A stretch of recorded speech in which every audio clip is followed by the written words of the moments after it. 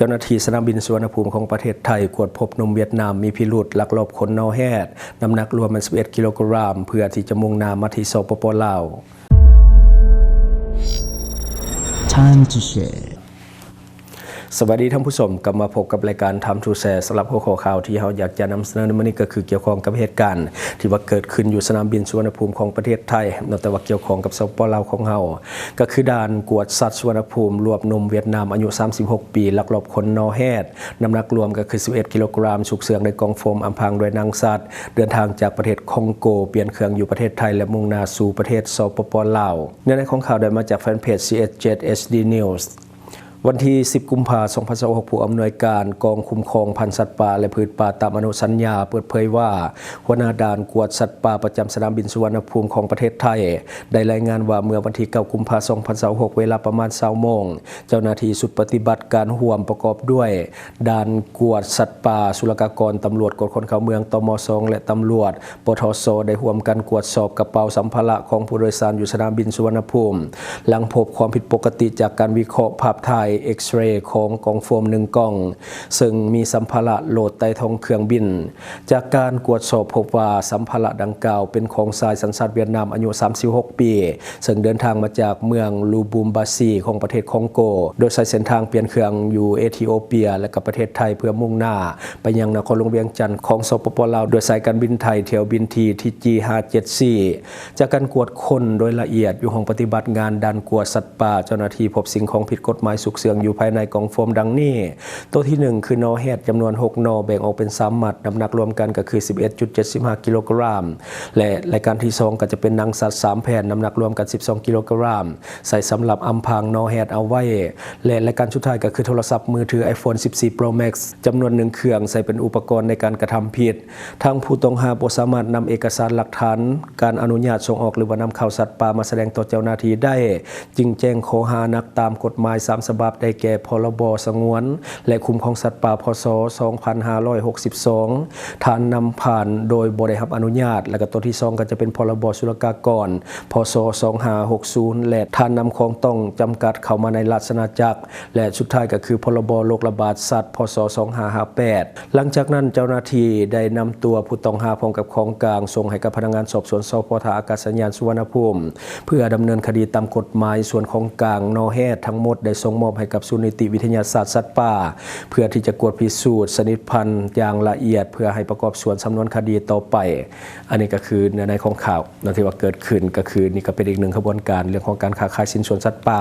ข้ามชาติก็คือมาจากคองโกก็คือเปลี่ยนเครื่องอยู่ที่เอธิโอเปีย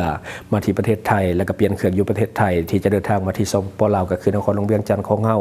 เชื่อว่าลาวเฮาบ่แม่นจุดหมายปลายทางดอกเพราะว่าน่าจะเป็นเพียงทางผ่านเท่านั้นเพราะว่าคนที่ถูกจับก็คือคนเวียดนามจุดหมายปลายทางน่าจะเป็นเวียดนามหลายกว่าบวกกับว่าเขาเจ้ากับมีความนิยมเรื่องของสินส่วนสัตว์ป่าคือคนลาวเฮาบ่ค่อยนิยมที่จะสะสมแล้วก็บ่ค่อยเป็นราคาสำหรับอยู่ในประเทศลาวของเฮาซึ่งบ้านเฮาบ่ได้มีค่านิยมว่าเรื่องของสินส่วนสัตว์ป่าจะเป็นยาสู้กำลังหรือว่าอย่างต่างๆนอกจากว่าส่วนใหญ่ก็จะเป็นเพื่อนบ้านของเฮาอย่างจีนหรือบ่ก็เวียดนามที่เขาเจ้ามีความนิยมสมทบเรื่องของสินส่วนสัตว์ป่าหายากฉะนั้นลาวเฮาอาจจะเป็นเพียงทางผ่านเท่านั้นเวียดนามอาจจะเป็นจุดหมายปลายทางของนักเดินทางคนดังกล่าวที่กระทำผิดเพราะว่าเป็นชาวเวียดนามอายุ36 ปีบัดนี้มาต่ออีกหนึ่งข่าวที่น่าสนใจก็คือจีนแถลงเรื่องของการส่งตัวผู้ต้องสงสัยแก๊งต้มตุนกว่า 1,500 คนจากเขตเคปากในประเทศเมียนมากลับคืนประเทศจีนวันที่ 10 กุมภาพันธ์ 2026 กระทรวงป้องกันความสงบของจีนได้ออกมาเปิดเผยผลสำเร็จครั้งใหญ่ในการปราบปรามอาชญากรรมทางเทคโนโลยีโดยระบุว่ามีผู้ต้องสงสัยที่พัวพันกับแก๊งคอลเซ็นเตอร์และการต้มตุนทางอินเทอร์เน็ตหรือว่าออนไลน์สแกมจำนวนรายกว่า 1,500 คนได้ถูกส่งตัวจากเขตเคปากของประเทศเมียนมากลับคืนสู่ประเทศจีนเพื่อดำเนินคดีพื้นที่ปฏิบัติการเขตเคปากตั้งอยู่ในรัฐกะเหรี่ยงประเทศเมียนมาใกล้กับชายแดนของไทยซึ่งเป็นที่รู้จักกันดีว่าเป็นแหล่งกบดานรายใหญ่ของขบวนการต้มตุนข้ามชาติและการบังคับใช้แรงงานจำนวนผู้ต้องหาทั้งหมดแม่ 1,500 คนซึ่งส่วนใหญ่เป็นคนสัญชาติจีนที่ถูกหลอกลวงหรือว่าเต็มใจไปเฮ็ดเวียกกับกลุ่มมิจฉาชีพรูปแบบของการดำเนินงานก็คือการเนรเทศครั้งนี้เกิดขึ้นภายใต้การร่วมมืออย่างใกล้ชิดระหว่างเจ้าหน้าที่ของจีนและก็ทางการของเมียนมาเพื่อสกัดกั้นและก็ขยายตัวของอาชญากรรมต่อมาก็จะเป็นเรื่องของไซเบอร์ที่สร้างความเสียหายอย่างล่วงลายต่อกับทรัพย์สินของประชาชน เป้าหมายของจีนก็คือทางการจีนยืนยันว่าจะสืบต่อกวาดล้างฐานที่มั่นของแก๊งคอลเซ็นเตอร์ตามแนวชายแดนและก็ในประเทศเพื่อนบ้านอย่างเด็ดขาดเพื่อป้องกันความปลอดภัยทางด้านเศรษฐกิจและสังคมขบวนการเหล่านี้มักมีการเคลื่อนย้ายฐานปฏิบัติการไปมาระหว่างเขตเศรษฐกิจพิเศษในเมียนมากัมพูชาและสปป.ลาวโดยเฉพาะในพื้นที่สามเหลี่ยมทองคำปฏิบัติการนี้คือสัญญาณว่าจีนจะกำลังกดดันและก็ร่วมมือกับประเทศอาเซียนอย่างหนักเพื่อที่จะปิดฉากแก๊งคอลเซ็นเตอร์ในทุกพื้นที่ที่เป็นคนจีนอันนี้ก็คือเนื้อในของข่าวทั้งหมดเนาะก็คือสิ่งที่เราเก็บมาเล่าสู่ฟังหวังว่าท่านจะได้รับสาระดีๆสำหรับท่านที่เบิ่งรายการเฮาอยู่คิดเห็นจะได้กับสิ่งที่ว่านำเสนอไปก็อย่าลืมฝากไว้ภายใต้คอมเมนต์ของเฮาและข้าพเจ้าจะเข้าไปอ่านด้วยตนเองขอขอบใจ